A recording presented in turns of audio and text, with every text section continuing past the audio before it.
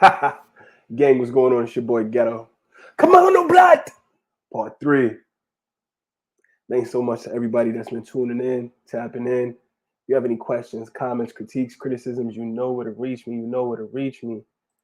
Is the IGs, his Ghetto Point of View on IG, and the Gmail that's floating at the bottom of the screen. His Ghetto Point of View, all lowercase, one word, everything spelled regular, at gmail.com. His Ghetto Point of View at gmail.com. Saw this, thought this was pretty interesting, and I wanted to add it to add some context to our conversation. Let me see if I can pull this up. Cool. So another very popular name in Ireland, also in the islands, is Gilbert. Find a lot of people with the last name Gilbert, this skin complexion. Some even with the first name Gilbert. It's a very popular Ireland name. England, France, also it has its origins. And when you look up the family crest, make that bigger because I know people are gonna be like, "Oh, that's not what that shows." No, that's exactly what it shows. The Gilbert family crest. Gilbert Irish crest. Oh, say it. It's the Gilbert Irish crest. Now people say, "Oh, well, those must be their slaves." Why would I put a crown on my family crest with slaves on it? Just what's the thinking behind that?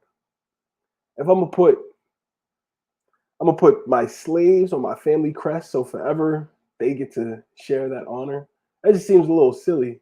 But I mean, you know, people are gonna say what they say. People are gonna say what they say. People are gonna say what they say.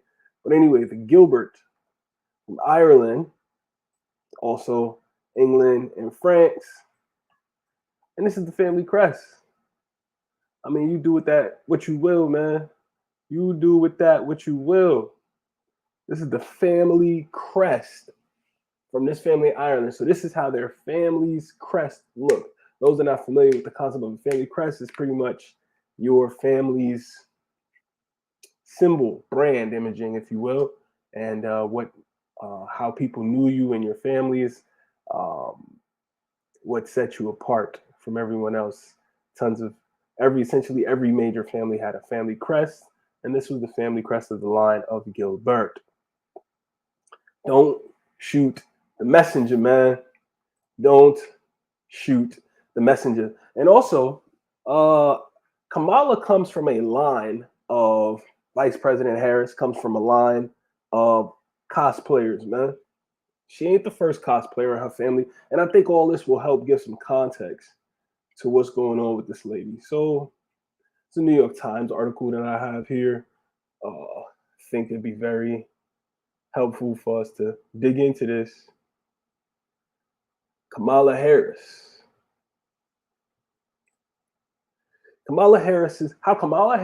immigrant parents found a home and each other in a black study group. Now I know what you're gonna say, but hold up, Ghetto, I thought they wasn't black. Kamala no black. No, she is not. Her mother's definitely not black. Her mother is Brahmin Indian. Her father is Irish and Indian. So why were these two people who have no heritage in a black study group? Oh, the plot gets deep with this one, guys. The plot gets very deep with this one. Because if I had to throw my shoulder out and give my opinion, I would say that her parents were being put in on the scam as well. Kamala no black. Part 3, your boy Ghetto. Let's go. Shout out to the New York Times. Ellen Berry for this article, published September 13th, 2020, updated October 6th, because, you know, it was too crazy. So they had to chop it. You know, it couldn't let you know, Kamala no black. Not too much.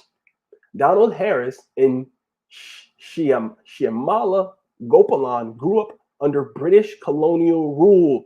on different sides of the planet. They were each drawn to Berkeley College, which is where they went, and became part of an intellectual circle that shaped the rest of their lives. At an off-campus space at the University of California at Berkeley in the fall of 1962, a tall, thin Jamaican PhD student addressed a small crowd, drawing parallels between his native country and the United States. He told the group, a room full of black students.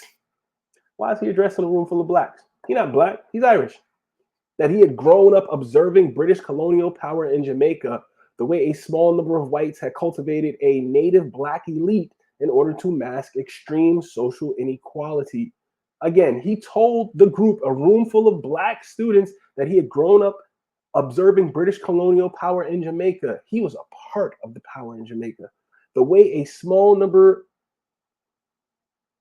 of whites had cultivated a quote-unquote native black elite in order to mask extreme social inequality. So he's saying that the quote-unquote white planters or slavers brought up a talented 10th, if you will, or a group of elite Negroes to make it seem like it wasn't so bad. At 24, Donald J. Harris was already professorial as reserved as the Anglican acolyte he had once been. But his ideas were edgy. One member of the audience found them so compelling that she came up to him after the speech and introduced herself. She was a tiny Indian scientist wearing a sari and sandals. Tiny Indian scientist wearing a sari and sandals. The only other foreign student to show up for a talk on race in America. So these were the two foreign students. And they showed up for a talk on race in America. Why? What does it have to do with that?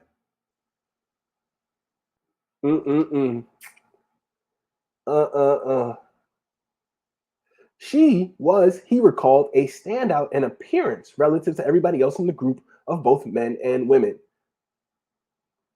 Shyamala Gopalan had been born in the same year as Mr. Harris in another British colony on the other side of the planet, but her view of the colonial system was more sheltered. The view of a senior civil servant's daughter, she told him. So she grew up affluent, senior civil servant. So this dude is very well to do, and his family reaped the benefits of such, as a family should when the father is well to do. Let's keep going. His speech had raised questions for her. She wanted to hear more. This was all very interesting to me, and dare I say, a bit charming, recalled Mr. Harris, now 82 and an emeritus professor of economics at Stanford. Hold up, her father's a professor at Stanford?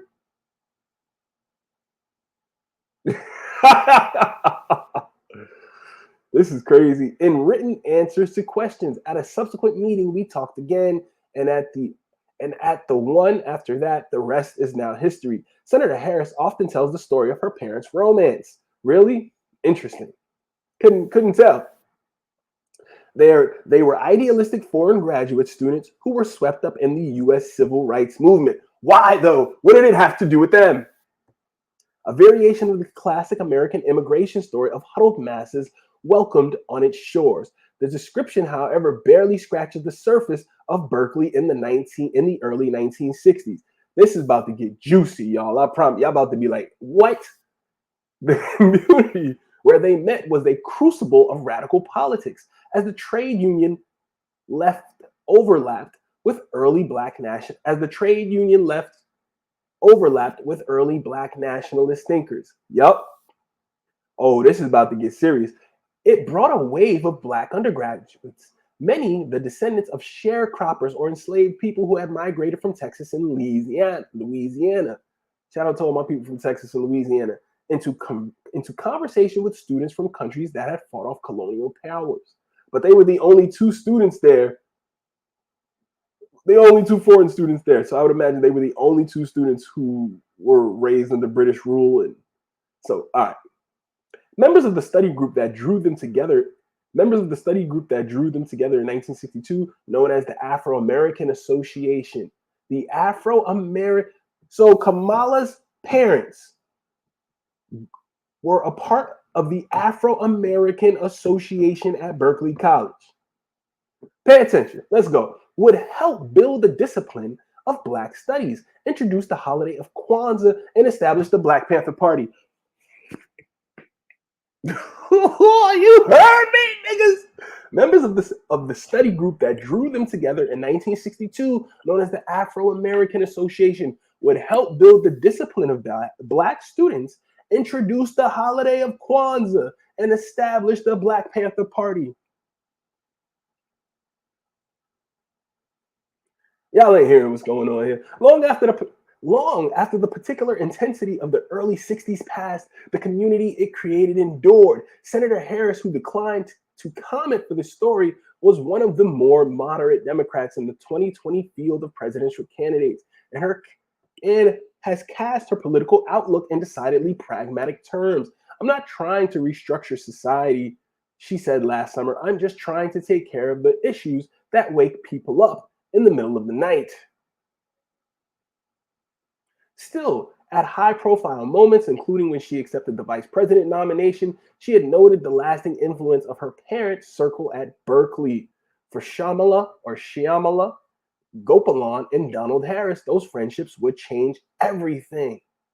I had to go there. Quote, for decades, the brightest students from British colonies like Jamaica and India had been sent by reflex to Britain to pursue advanced degrees. But Donald Harris and Shyamala Gopalan were different. Each had a compelling reason to want an American education. Miss Gopalan's case, the trouble was that she was a woman. Miss Gopalan, or Gopalan, I apologize, Gopalan, if I'm messing up her last name, the oldest child in a high-achieving Tamil Brahmin family. A high-achieving Tamil Brahmin family. So these are not people who were doing bad. This is a well-to-do family, high-achieving family.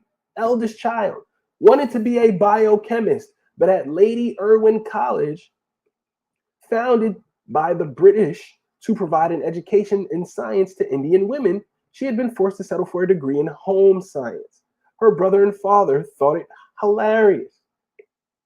My father and I used to tease her like nobody's business, said her brother, Gopalan Balachandran. Gopalan Balachandran, who would go on to earn a PhD in computer science and economics. We would say, what do you study in home science? Do they teach you to set up plates for dinner? She used to get angry and laugh. She would say, you don't know what I'm studying. Her sister died in 2009, but in retrospect, he realizes she must have been seething. She would have been frustrated like hell, he said. But she had a plan. In America, unlike India or the UK or the United Kingdom, it was still possible to apply for a degree in biochemistry. Hold up. So you got it. The country is so divisive and so oppressive via white supremacy that they let this Indian Brahmin, Tamil Brahmin woman come and get a degree in biochemistry. The country is so sexist that they let this woman apply for a degree in biochemistry. Okay, we'll go with that. Let's keep going. She presented her father with a feat unaccomplished. She had been admitted to the University of California at Berkeley. So, very good school. Her father was astonished, her brother said, but not opposed. He was only worried. None of us had been abroad. He said, I don't know anybody in the States. I certainly don't know anybody in Berkeley. She said, Father, don't worry. He said he offered to pay for her first year of studies. 8,000 miles away in 1961, something similar occurred with Mr. Harris, who was seeking a doctorate in economics. So you have her father who's getting a doctorate in economics and her mother who's getting a science degree in biochemistry. Amazing. When he was awarded with a prestigious scholarship administered by the British colonial government, it was assumed he would study in Britain, like the recipients who had preceded him. But Mr. Harris didn't want to go to Britain. His early education had marinated him in British culture, all of those obedient choruses of rural Britannia. Read the words, you'll be astonished, he said. He began to see, he said, how Britain's strategic rigidity of pomp, ceremony, and class had been transplanted onto plantation society in Jamaica. No, he was drawn to the United States. This is the story he's selling anyway. As a teenager, he had listened to big band jazz music from the U.S. Naval Base in Guantanamo and stumbled. How did he get this music? And stumbled onto a late night rhythm and blues broadcast from WLAC in Nashville. To him, the United States looked from a distance and perhaps naively, he said, like a lively and evolving dynamic of racially and ethnically complex society. UC Berkeley had come to his attention in a news story about student activists traveling to the South to campaign for civil rights. Further investigation of information about this university convinced me I had to go there, he said. And yo, I didn't say it already, but let me say it. Fair use. Fair use. Educational purposes.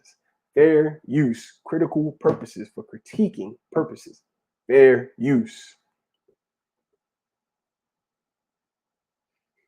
Using the scholarship to study in the United States was such a grave departure from custom and tradition, he said that the permanent secretary of the Ministry of Education wrote for advice to an eminent West Indian professor, Sir Arthur Lewis, who was teaching economics at Manchester University. The deliberation took so long that classes had already started when the economist's letter of approval arrived. I was overjoyed, Mr. Harris recalled. 2 weeks into the semester, he boarded a plane for San Francisco.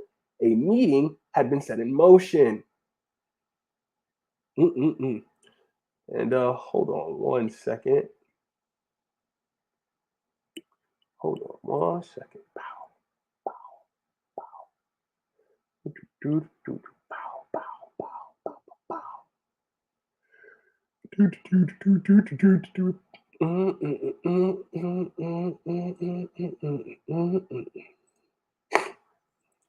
Let me get something going here.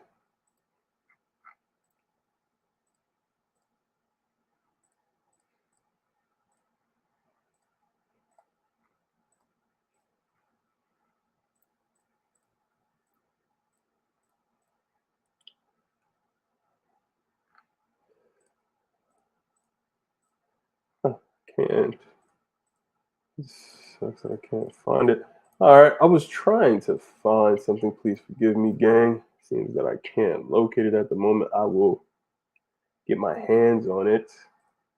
And then once I get my hands on it, we can check it out. That's really weird. Why can't I find this thing? Oh, let me see something. Give me 1 sec, family.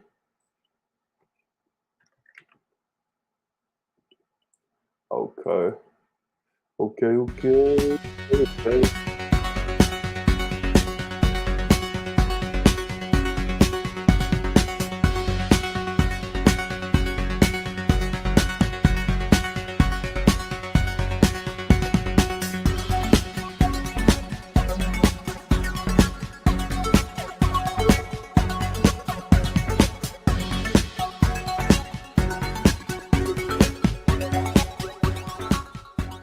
Fair use, family. Fair use. So finding a group. So Shamala Gopalin fell into important friendships at Berkeley right away. As she stood in line to register for classes in the fall of 1959,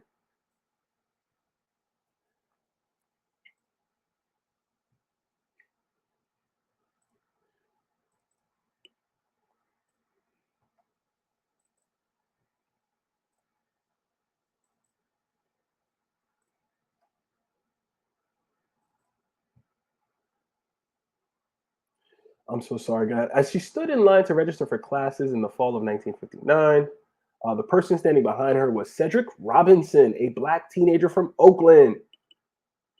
In 1960, there were fewer than 100 Black students and a body of 20,000. The historian Donna March writes in her book, Living for the City, Migration, Education, and the Rise of the Black Panther Party.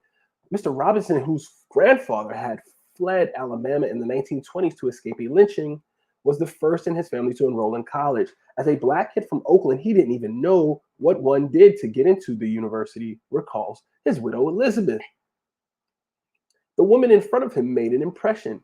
Miss Gopelin, his elder by 2 years, often wore a sari in those days, and acquaintances said they thought she came from royalty. That's how she carried herself. Or maybe she actually did come from royalty, but we'll leave that alone for right now. When Mr. Robinson stepped up to the desk, the registrar assumed that he was a graduate student from Africa and asked politely if his country was also paying his tuition. Mr. Robinson, who died in 2016, thought that was hilarious, said the historian Robin D.G. Kelly. He would tell that story over the years as he went on to earn a master's and a PhD, then tenure at the University of California at Santa Barbara, writing 5 books along the way. He and Miss Gopelin would form a lifelong friendship. Beautiful. When he wrote his best-known book, Black Marxism, The Making of the Black Radical Tradition, in 1983, he listed the old friends who had helped him formulate his ideas. They were all black except for Miss Gopelin. So this non-black woman helped him form ideas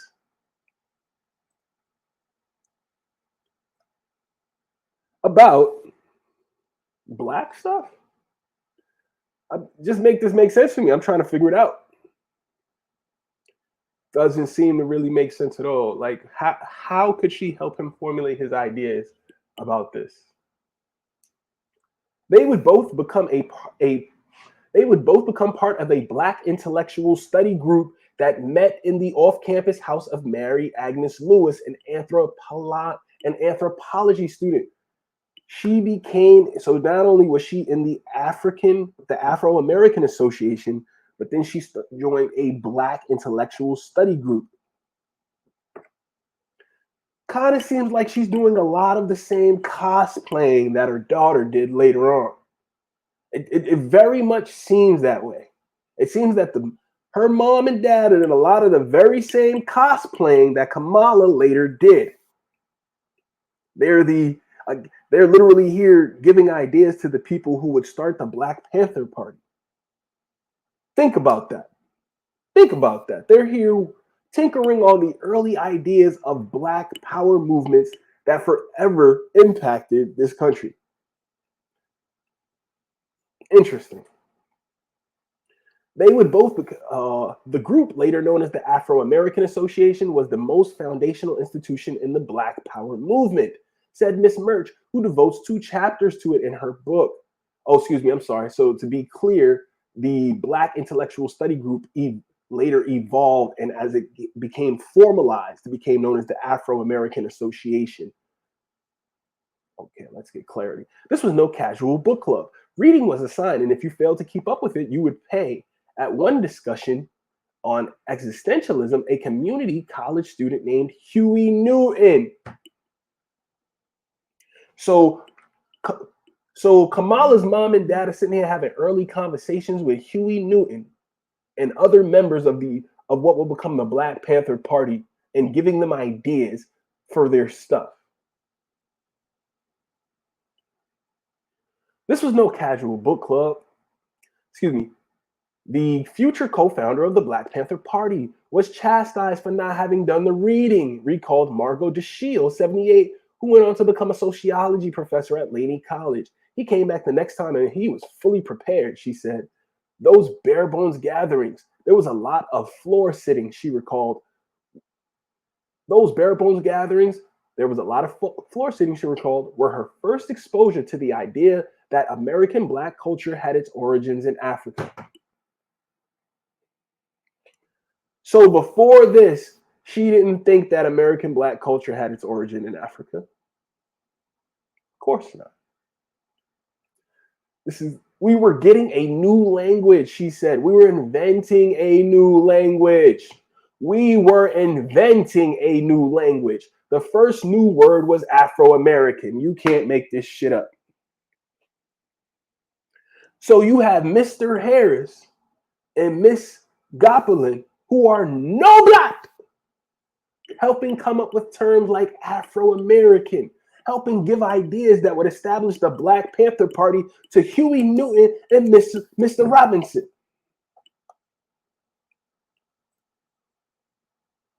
Mr. Cedric Robinson. Excuse me. This is crazy, guys. Do you see what we're reading? We were inventing a new language. I had never heard it in my life. We were not going to be this thing that had no origin, Negro. We were going to be calling out our heritage. What heritage? Mrs. DeShield, how does the word Negro have no origin? This is the things they were saying. Mrs. DeShield explained that they had been raised to be integrationists, to fight for admission into white institutions. This was a revolutionary turn of thought, she said, that we have differences, but the differences are not bad. The group would later limit its membership to people of African descent, refusing admissions to the white partner of a Black member, Miss Murch writes. So then did y'all kick out Kamala's parents? But as a former colonial subject and a person of color, whatever that means, there was no question that Shamala Gapalan belonged. Other members said in interviews she was part of the real brotherhood and sisterhood. There was never an issue, said Aubrey Labrie, who went on to teach courses on Black nationalism at San Francisco State University. She was just accepted as part of the group. As a part of the group, Mrs. Gopalin sometimes joked about the vastly different world she had left behind. Mrs. DeShield remembered her laughing with Mr. Robinson about a suitor who had approached her family about arranging a marriage, sending relatives scrambling to consult astrological charts. She was a high-level Brahmin Indian. This is what they did. This is their culture. They do arranged marriages. Foreign students were arriving in increasing numbers, representatives of newly independent states and non-white elites. The groups found each other naturally. They were people from somewhere else who had a broader view of the world, and they were people of color. People of color. Said the historian Neil L. Painter, Neil Nell I. Painter, 78, whose father worked at Berkeley at the time. I remember people from somewhere else representing a kind of intellectual freedom. In 1961, when Mr. Harris arrived on campus, he too fell in with the study group right away. On one night in his first days at Berkeley, he said he spotted a Black architecture student holding a hand-painted sign, staging a one-man demonstration against apartheid in South Africa, and introduced himself. The student turned out to be Kenneth Simmons, a guiding light in the Afro-American Association, along with Miss Lewis and Mr. Robinson, he said. Mr. Harris describes the study group as an oasis, his introduction to the realities of African-American life in its truest and rawest form, its richness and complexity, wealth and poverty, hope and despair. It was in that company in the fall of 1962 that he met his future wife. We talked then, continued to talk at a subsequent meeting, and another meeting, and another. The following year, they were married. Until then, Mrs. Gopalan had expected to return to India. She reflected years later. I never came to stay. She told a reporter for the San Francisco Weekly, it's the old story. If you fall in love with a guy, we got married. I fell in love with a guy. We got married. Pretty soon, kids came. Live action politics. As a couple, Don Harris and Shamala Gopalan Harris stood out. Shamala Gopalan Harris stood out with their upper crust accents. They talked with an air of sophistication and aristocracy, because literally the word Harris means I'm an heir to the land. I'm the prince of the land. I'm the heir.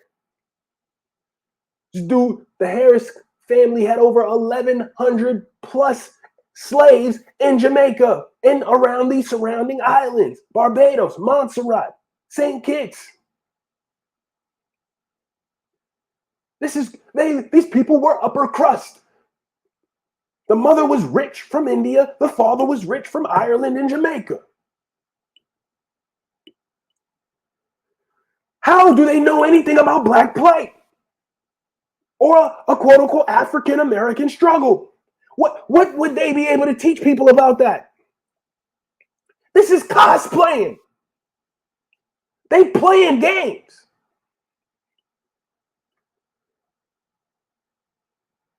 They know black.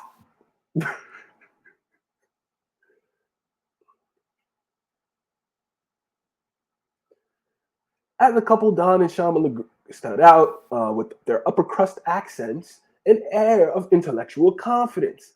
Their contemporary said Anne Williams, 76, who was still in her teens when they met, found Mrs. Harris reserved and academic in his presentation. Difficult to get to know, Mrs. Gopelin was warm and charming. You could tell she was for the people. Quote unquote, she was down with the struggle. You know what I'm saying? That's a real sister right there. That's, you know what I'm saying? New young Angela Davis. Queen Mother Moore. You know what I mean? New Queen and Zing out with this mofo. Stop playing with me. Even though she had an aura of royalty about her. Oh, even though she was royal, she was for the people. Here was a woman deeply brown, and yet she could have flowed from one set to another in terms of race. Here was a woman deeply brown, and yet she could have flowed from one set to another in terms of race. What do y'all want, family? These are not the people you think they are. Let's keep going. Baron Meghnad Desai, 80, an Indian-born economist, recalls meeting the couple on the steps of a house as they made their way into a dinner party. In those days, he said, we were an argumentative lot. We could argue about politics in many countries. Miss Gopelin Harris was a passionate debater. And I love when sisters feel this need to keep these double name thing going. Anyway, I'll let that go. Was a passionate debater, fiery and radical, but not Marxist in any sense. Sure. Her husband, he recalled, did take a serious interest in radical political economy, but he was a calm and patient arguer. There was no doubt about that. They were very much together, very much in love, he said. In those days, colonial powers were crumbling in all directions. In 1960, 17 African nations gained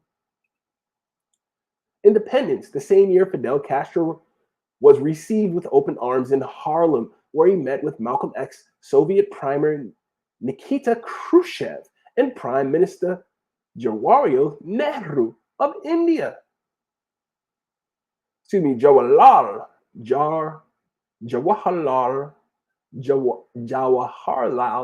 Nehru, Prime Minister Nehru of India. Let's do it like that. I don't mean to be disrespectful. Prime Minister Nehru of India. We did think all sorts of possibilities were there, Mr. Desai said. Governments were falling, and left-wing governments were taking over. Left-wing governments were taking over. It was really moving and shaking stuff. Many in their circles saw a link between the civil rights struggle and independence movements outside of the country, said Mr. Labrie, a member of the study group who became a lifelong family friend. It was just a kind of seamless flow between civil rights and those who supported the Cuban Revolution, the Congolese independence leader Patrice Lumumba, and the Algerian Revolution. Mr. Labrie said there was an easy flow. People weren't labeling themselves. In 1963 and 64, 5 members of the group joined a trip to Cuba organized by the Soviet Committee for Travel to Cuba in defiance of a State Department travel ban to see how Afro-Cubans lived under Fidel Castro's government. Mrs. Williams and another member, James L. Lacey, recalled first hearing about the trip at a gathering organized by the Harrises. Those of us who called ourselves nationalists were very much encouraging the people of Cuba and South America and Central America to do what they were doing, said Mr. Lacey, 85, a retired professor. Mr. Harris said he did not recall taking part in any activism around Cuba, which could have jeopardized their immigration status. Sure he didn't. We were certainly very much aware of and scrupulously careful about following the rules and regulations governing our role as foreign students. He wrote, well, I mean, that makes sense. You don't want to ruffle any feathers and get your visa taken back, or, you know, your papers, whatever they called it at that time, revoked, and then you can no longer study abroad. Protests around civil rights, however, were a big part of the young couple's life. I'm sure it was. These are rich people, a rich Tamil Brahmin Indian and a rich Irish Jamaican man. They cosplaying. They playing like they struggle. For what? Why? What was there a bigger goal in mind? Were they supposed to be getting into these circles and areas so that they could bring along somebody else that they needed to train in these circles and areas? That's just me conspiracy theorizing like a mofo. That's all I'm doing right there. That is all I'm doing.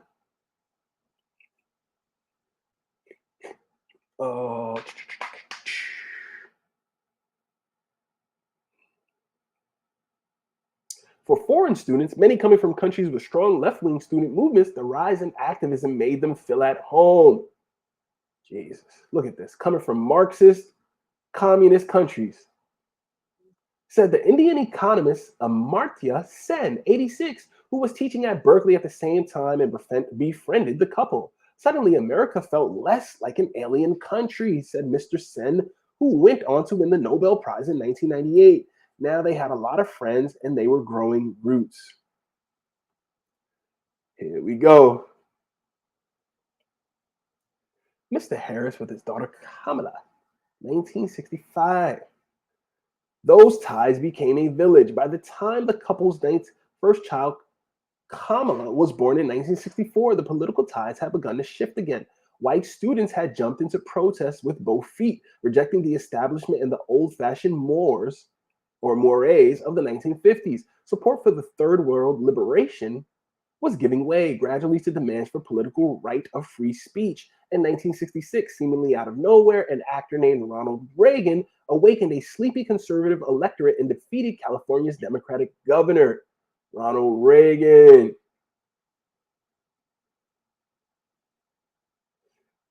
California. Interesting. So Ronald Reagan became governor of California. Interesting. And Ronald Reagan was also into movies, if I'm not mistaken. He was also a film star, just like Trump is a film star, and he is currently trying to defeat the former attorney general and a senator from California. It is interesting how life goes full circle in that fashion. Ronald Reagan awakened the Harris's marriage would fray as Mr. Harris took short-term teaching positions at two different universities in Illinois. When he won a tenure-track position at the University of Wisconsin, Miss Gopalyn Harris settled instead with her children in Oakland and West Berkeley. The break was apparent to their 5-year-old daughter. In the truths we hold,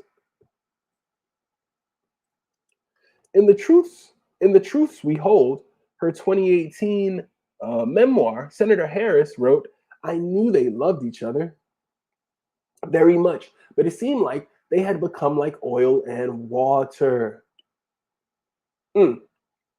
She wrote that had they been a little older, a little more emotionally mature, maybe the marriage could have survived, but they were so young. My father was my mother's first boyfriend.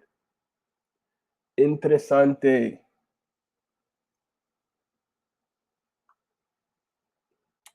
Beautiful. She wrote that they had been, Mr. Harris's career would flourish. A left-wing critic of neoclassical economical theory, he was a popular professor and became the first Black scholar to receive tenure in Stanford's economics department.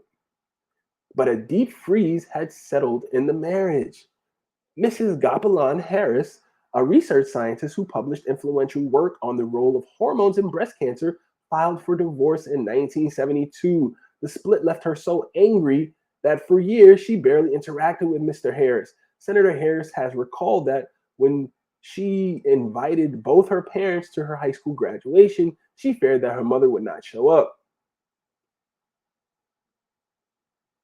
Your mom's was on that type of time that you thought she wouldn't show up to your high school graduation because you also wanted your father to be there. This is disgusting. Why do we do this to our children? Anyway. And it's just so interesting because now she's a woman who doesn't have her own children. And it's like, did this have an effect on her making that decision and just choosing career and being career driven so much? Interesting.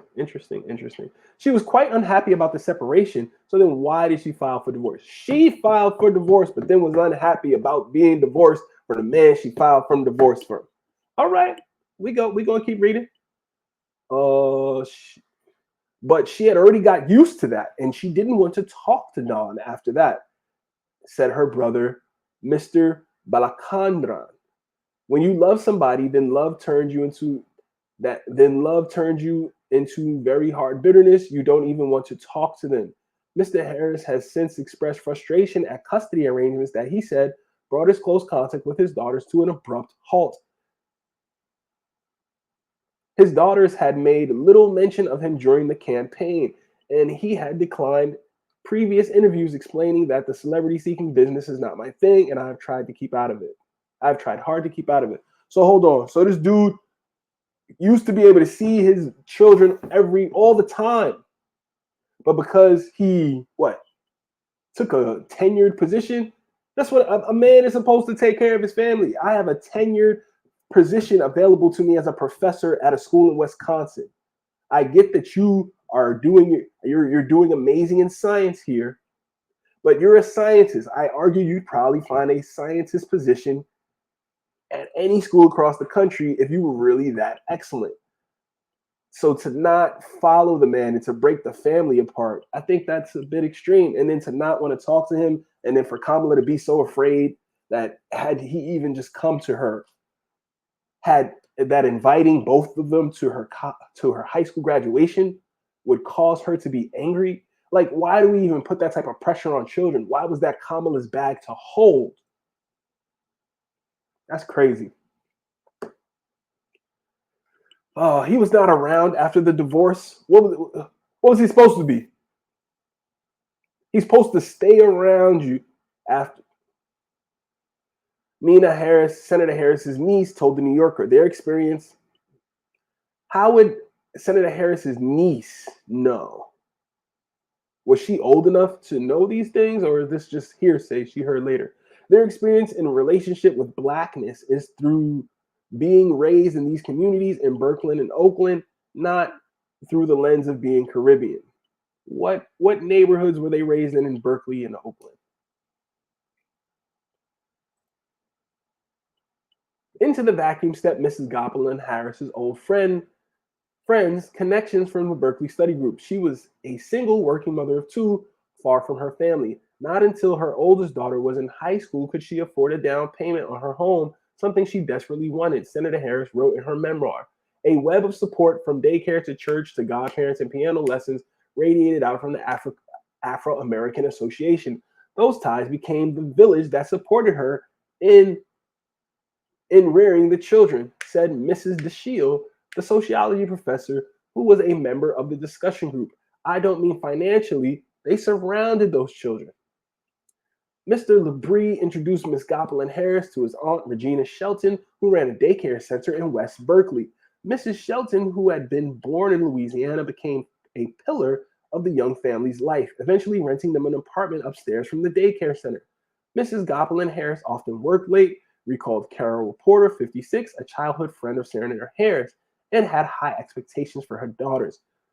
Shamala didn't play, she said, being an immigrant, 5 feet tall and having an accent.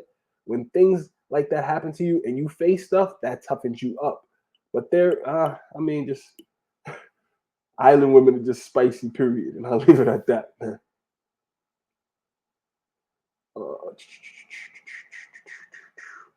But there was always a snack and a hug at Mrs. Shelton's. If it got too late, the sleepy children would go to bed at her house. or Mrs. Shelton would send her daughters to tuck them in at home. One of Senator Harris's favorite stories from childhood is of preparing a batch of lemon squares with salt instead of sugar. Mrs. Shelton, her face puckered, said they were delicious. Mrs. Shelton, her face puckered, said they were delicious. Oh, so Kamala couldn't cook. Gotcha. On Sunday mornings, Mrs. Shelton would take the girls to 23rd Avenue Church of God, a Black Baptist church. This, Miss Porter said, was what Shamala wanted for them. Why did she want her children to go to a Black Baptist church? She raised them to be Black women. So if they were raised to be Black women, why did she only say she was Indian? I'm very confused. Shamala really wanted them to have both. Both what? Mrs. DeShiel said that she was certain that some influence of the study group survived in the Harris children. The influence of the study group survived in the Harris children. Was that the plan the whole time, to teach my children how to cosplay? The thinking within the association was deep, she said. You would look at what are the underlying causes of problems that we find ourselves in as Black people. And that is something that would have translated through these families to Kamala. And that is something that would have translated through these families to Kamala. In the years since, Senator Harris has often reflected that her immigrant mother's chosen family, the Black families one generation removed from the segregated South, powerfully shaped her as a politician. When she took the oath of office to become California's Attorney General and then U.S. Senator, she asked to lay her hand on Mrs. Shelton's Bible. In office and into the fight, she wrote in an essay last year, I carry Miss Shelton with me always.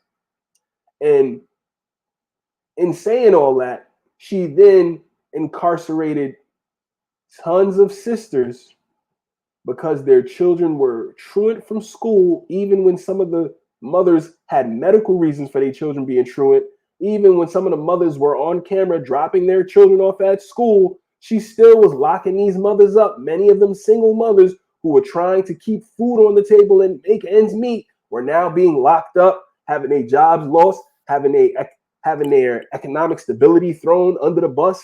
Also, Kamala could look like the Law and Justice Attorney General. Crazy. Crazy, crazy, crazy. And then let's not even talk about the $2 firefighter situation. Just disgusting and deplorable what she did to people there, while she's saying she had this closeness to the community. Think about that, y'all. Think about that. No, she very much comes across like somebody who saw themselves as a queen or a monarch around a community of people who she was transplanted into. Oh, crazy. Crazy, crazy, crazy. But gang, reason I wanted to show you guys that was because I want y'all to understand that these people out here cosplaying with us. And just to read again real quick, The Place of the Welsh in the History of Britain by Professor Boyd Dawkins. And the reason I'm reading this is because I just want to give a friendly reminder. Ancestry of the small, dark Welsh. The question, who are the Welsh and what is their place in the history of Britain, are of great interest in themselves and demand more than a passing notice at the time when it is attempted to raise antagonism between the races inhabiting the British Isles. I need some water. Excuse me.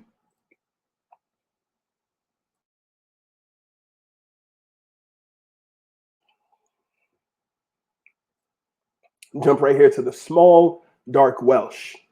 Section 2, the small, dark Welsh. The Welsh, as their name implies, are simply the inhabitants of Britain, strangers to the English invaders. It would be absurd to expect that the rude warriors who pushed the inhabitants of Roman Britain before them to the west into Wales, Cumbria, and West Wales would have drawn any subtle ethnological distinctions.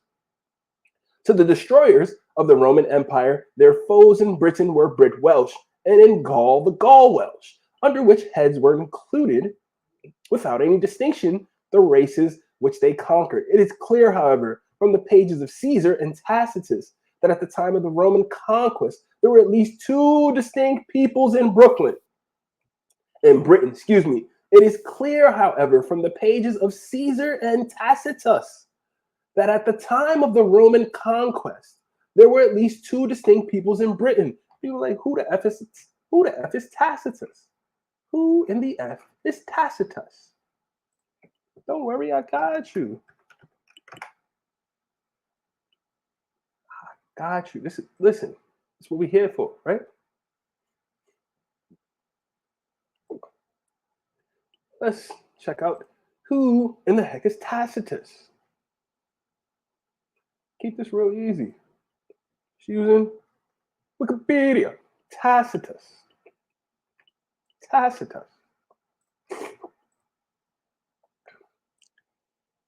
So it says Tacitus, known simply as Tacitus, was a Roman historian and politician. Tacitus is widely regarded as one of the greatest Roman historians by modern scholars. The surviving portions of his two major works, the Annals and the Histories, examine the reigns of the Emperor Tiberius, Claudius Nero, and those who reigned in the year of the four emperors, 69 AD.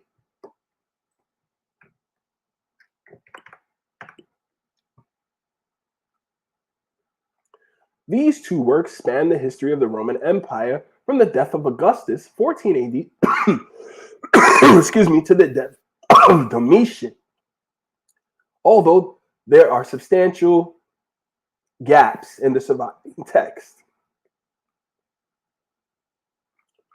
Great. So, widely regarded as one of the greatest Roman historians by modern scholars.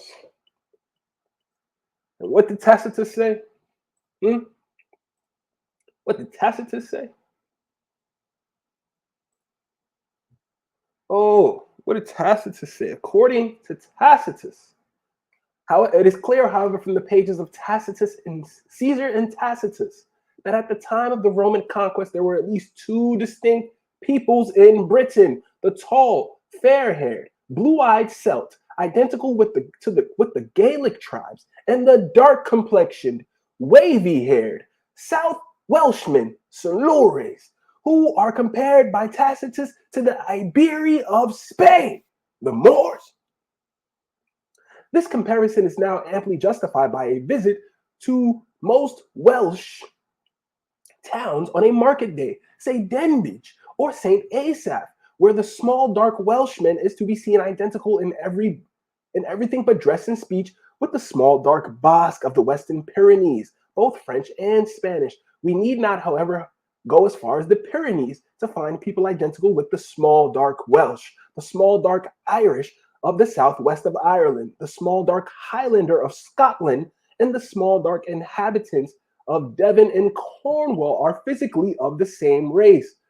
The recent researches of Beddoe prove also that the small dark Yorkshire man and Derbyshire man are of the same small dark stock.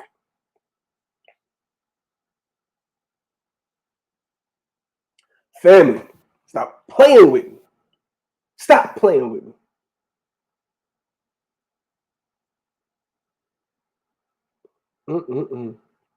On the continent, we find the same race still in Britain, and in various districts in the Valley of Loire, as is clearly proved by Dr. Braca's maps, until at least we come to the Basque of the Pyrenees and the small dark population of Spain. There is no longer any room for doubt that these small dark Welshmen is a fragment of a people formerly widely extended over Europe, but now broken up into ethnological islands by subsequent invasions. Stop playing with this history, man. And further, the fact must be accepted that the language which they spoke is now represented by the Basque tongue, which has so long baffled the philologers, and which is not only non-Aryan, but pre-Aryan. They don't speak none of the Aryan languages. They don't speak any Indo-European, Indo-Aryan, nothing. It may be objected to this that hitherto we have sought in vain Welsh traces for Basque, and that Welsh is a purely Celtic tongue. The objection finds its answer in the fact that the Ethiopian can change his language, but not his skin. And that within the present century, Welsh as a language has perished in Cornwall, a part of the old West Wales, and now only survives in the dales of Cumbria in the tongue of shepherds counting their sheep. On the continent of Basque itself, the Basque tongue itself is only spoken in an isolated and small district, and has disappeared from the valley of Garonne by the dissolving and influence of time. To quote the happy phase of Dr. Braca, the language has gone without any corresponding or equivalent change to the people. The small, dark Basque or Iberic race, as it may be called, is proved by an appeal to history to have been pushed steadily to the west by the invasion of the Celts and later of the Germanic tribes. In the days of Augustus, their domain in Gaul extended as far north as the Loire, and was bounded to the north and the east by the land of the Celts. When the Romans conquered Spain, they occupied the whole of the western parts, the Celts possessing the eastern, and the mixed people, the Celtiberians, the middle. Celt and Iberian alike were pushed further west by the various Germanic tribes who poured into the Roman Empire, and in Britain ultimately found a refuge in Cornwall, Wales, Cumbria, and the Scotch Highlands, leaving, however, behind them sufficient numbers to be easily recognized in the present population of England.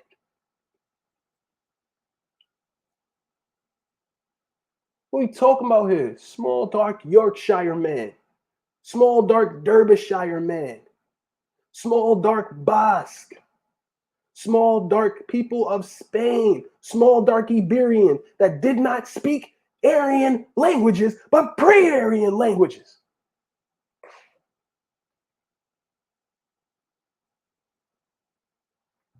Family, y'all know where to reach me, man. Y'all not entertained. Excuse me. I need some water. Need a break. It's been a long day. Shout out to everybody getting in. Check out all the amazing channels out there. People doing work. Chaotic Truth Podcast. This Might Be Risky Podcast.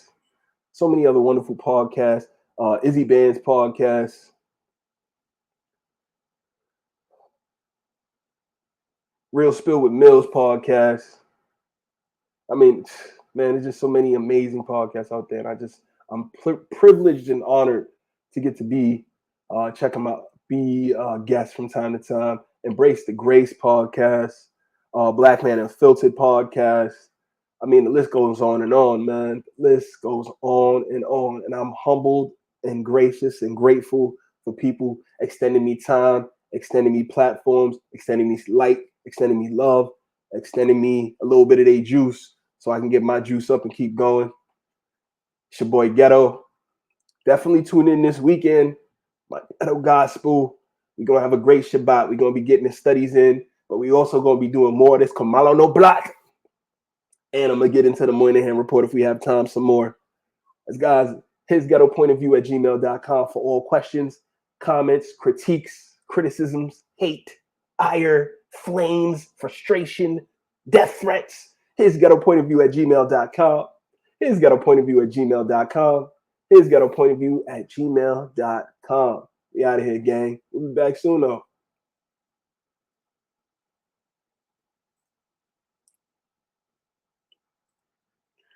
Oh, I'm trying to get an end still.